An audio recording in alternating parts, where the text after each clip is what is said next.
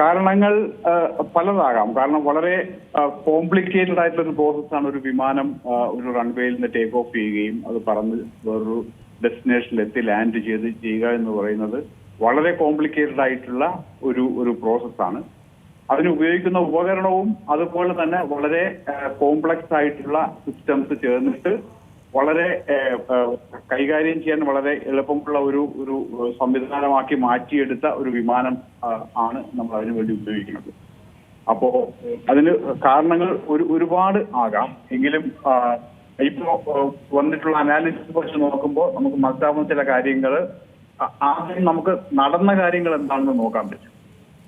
Aircraft take off ചെയ്തു, പക്ഷെ അതിന്റെ അണ്ടർ കാരേജും റിട്രാക്ട് ചെയ്യാനുള്ള ഒരു ഹൈറ്റോ അല്ലെങ്കിൽ സ്പീഡോ ആയിട്ടുണ്ടാവില്ല. കാരണം അണ്ടർ കാരേജ് റിട്രാക്ട് ചെയ്തതായിട്ട് നമ്മൾ ആ വീഡിയോയിൽ കാണുന്നുണ്ടായിരുന്നില്ല.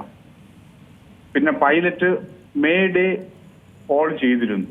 അതിന്റെ അർത്ഥം പൈലറ്റിന് എന്തോ ഒരു സീരിയസ് സേഫ്റ്റി ഇഷ്യൂ ഉണ്ടെന്ന് മനസ്സിലായി കഴിഞ്ഞിരുന്നു. അപ്പൊ അതൊരു വളരെ നോർമൽ ആയിട്ടില്ല, അതുവരെയുള്ള കാര്യങ്ങൾ വളരെ നോർമൽ ആയിട്ട് ഒരു എയർക്രാഫ്റ്റ് ടേക്ക് ഓഫ് ചെയ്യുമ്പോഴത്തേക്കെന്നല്ല, അതിന്റെ ഏതൊരു സമയത്തും അതിന് എന്തെങ്കിലും ഒരു അത്യാഹിതം സംഭവിക്കുകയാണെങ്കിൽ അത് പൈലറ്റിന് മനസ്സിലാവുകയും പൈലറ്റ് അതിനെ കറക്റ്റ് ചെയ്യാൻ ശ്രമിക്കുന്നതിന്റെ ആദ്യത്തെ പടിയാണ് മേ ഡേ കോളിൽ കൂടെ നമ്മൾ കാണുന്നത്. അല്ലെങ്കിൽ അതിന്റെ ആ പ്രോസസ്സിൽ പൈലറ്റ് അപ്പോൾ എത്തി നിൽക്കുന്ന അവസ്ഥയാണ് മേ ഡേ കോൾ. ഒരു മേ ഡേ കോളിൽ നമ്മൾ ഒരു എയർക്രാഫ്റ്റ് ഒരു ഡിസ്ട്രസിലേക്ക് സാധ്യതയുണ്ടെന്നുള്ള ഒരു ഇൻഡിക്കേഷൻ ആണ് അതിനകത്തുള്ളത്.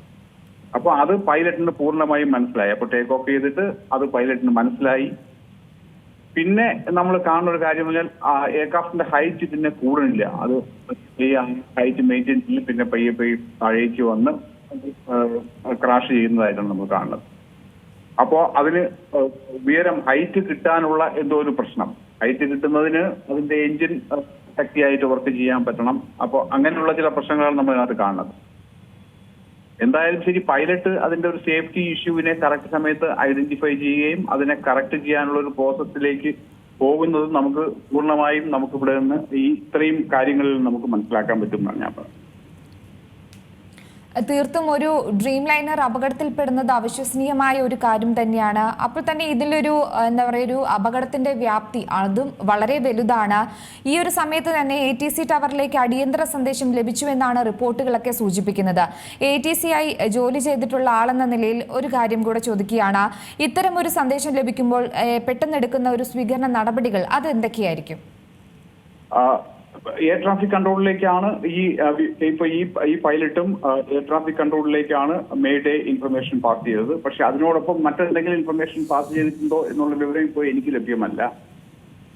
അങ്ങനെ ഒരു വിവരം എയർ ട്രാഫിക് കൺട്രോളിൽ കിട്ടിക്കഴിഞ്ഞാൽ എയർ ട്രാഫിക് കൺട്രോളിന് ചെയ്യാൻ പറ്റുന്ന കാര്യങ്ങൾ എന്ന് പറയുന്നത്, ഒന്ന് എയർ ട്രാഫിക് കൺട്രോൾ ജനറൽ ആദ്യമായിട്ട് ചെയ്യുന്നത് പറഞ്ഞാൽ ഈ എയർക്രാഫ്റ്റിന്റെ മൂവ്മെന്റ് അതിന്റെ ഒരു ഡിസൈർഡ് പാത്തിലായിരിക്കില്ല അതിനുശേഷം.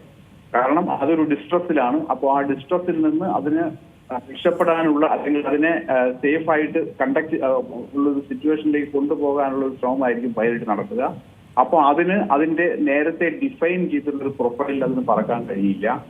അപ്പോൾ അതിന് ചുറ്റുമുള്ള ഭാഗങ്ങളെല്ലാം സേഫ് ആക്കി വെക്കുക, മറ്റേ എയർക്രാഫ്റ്റുകളൊന്നും അടുത്ത് വരാതിരിക്കുക. ഈ എയർക്രാഫ്റ്റ് ഒരു പക്ഷേ തിരിച്ച് അഹമ്മദാബാദിൽ തന്നെ ലാൻഡ് ചെയ്യാൻ ഒരു ശ്രമം നടത്തുകയാണെങ്കിൽ അതേ റൺവേയിലേക്കോ അല്ലെങ്കിൽ അതിന്റെ റെസിപ്രോക്കൽ ആയിട്ടുള്ള റൺവേയിലേക്കോ തിരിച്ച് ലാൻഡ് ചെയ്യാനുള്ള ശ്രമം നടത്തുകയാണെങ്കിൽ അതിനെയെല്ലാം സേഫ് ആക്കി വെക്കുക. പിന്നെ എയർപോർട്ടും അതിന്റെ എയർപോർട്ടിലെ ഒരു ജനറൽ അലേർട്ട് കൊടുക്കുക. ജനറലി നമ്മളൊരു ക്രാഷ് സൈറനൊക്കെ ഇങ്ങനെ പ്രസ് ചെയ്യും. അപ്പോ ഫയർ സേഫ്റ്റി സർവീസസ് എല്ലാം ആക്റ്റീവ് ആവും. അങ്ങനെയുള്ള എല്ലാ സേഫ്റ്റിക്ക് നമുക്ക് ചെയ്യാൻ പറ്റുന്ന കുറച്ച് അധികം കാര്യങ്ങളുടെ ഒരു ലിസ്റ്റ് തന്നെയുണ്ട്. അപ്പൊ ആ കാര്യങ്ങളെല്ലാം നമ്മൾ ആക്ടിവേറ്റ് ചെയ്യും എയർ ട്രാഫിക് കൺട്രോൾ. പിന്നെ പൈലറ്റിന് എന്താണ് ആവശ്യം എന്നുള്ളത് പൈലറ്റ് പറയുന്നത് അനുസരിച്ചിട്ട് അത് ചെയ്ത് കൊടുക്കാനുള്ള ശ്രമവും എയർ ട്രാഫിക് കൺട്രോൾ ചെയ്യും.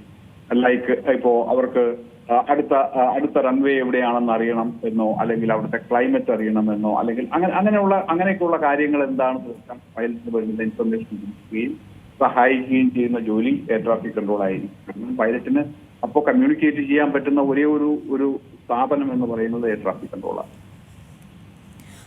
സർ, ഒരു കാര്യം കൂടെ ചോദിക്കട്ടെ. ഇത്തരത്തിലുള്ള ഒരു അപകടങ്ങളൊക്കെ സംഭവിക്കുമ്പോൾ ഏറ്റവും കൂടുതൽ അതിൻ്റെ ഒരു വ്യാപ്തി അത് തന്നെയാണ് ഏറ്റവും കൂടുതൽ പ്രശ്നമാകുന്നത്. ഈ അന്തരീക്ഷത്തിൻ്റെ ഓരോ സ്ഥലങ്ങളിൽ നിന്നും മറ്റു സ്ഥലങ്ങളിലേക്ക് ഇത് പറന്നു പോകുമ്പോൾ അതിലുണ്ടാകുന്ന വ്യത്യാസങ്ങളും ഈ അപകട കാരണമായി എന്ന് ഒരു കോണിൽ നിന്ന് പറയുന്നുണ്ട്. അപ്പോൾ ഈ ഒരു ഡ്രീം ലൈനർ എന്നുള്ളൊരു വിമാനം അത് അപകടത്തിൽപ്പെടുമ്പോൾ അതെങ്ങനെയാണ് അതുമായി ബന്ധപ്പെട്ട് കണക്ട് ചെയ്ത് പറയാൻ പറ്റുക? അന്തരീക്ഷത്തിന്റെ വ്യത്യാസം എന്ന് പറഞ്ഞത് എന്താണെന്ന് എനിക്ക് കൃത്യമായി മനസ്സിലായില്ല. അന്തരീക്ഷത്തില് വ്യത്യാസം വരുന്നതെങ്കിൽ അന്തരീക്ഷത്തിൽ ഒന്ന് പ്രഷറിന് വ്യത്യാസം വരാം. അതായത് നഗരങ്ങളിൽ നിന്ന് നഗരങ്ങളിലേക്കൊക്കെ മാറുമ്പോൾ ഒരു വ്യത്യസ്ത താപനില, അന്തരീക്ഷത്തിന്റെ ഒരു താപനില ഉണ്ടാവുമല്ലോ. അപ്പൊ ഉയരത്തിലും വിമാനത്തിന്റെ വേഗതയിലൊക്കെ മാറ്റം വരുമല്ലോ.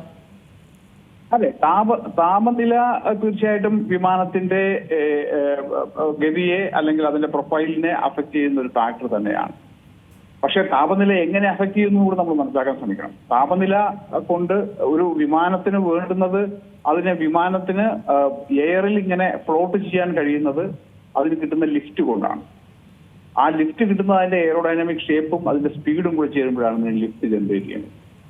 അപ്പോ ആ ലിഫ്റ്റ് ജനറേറ്റ് ചെയ്യാൻ ഒരു ഇമ്പോർട്ടന്റ് ഘടകമാണ് ടെമ്പറേച്ചർ. കാരണം ടെമ്പറേച്ചർ ആണ് അറ്റ്മോസ്ഫറിക് പ്രഷറിനെ നിയന്ത്രിക്കുന്നത്.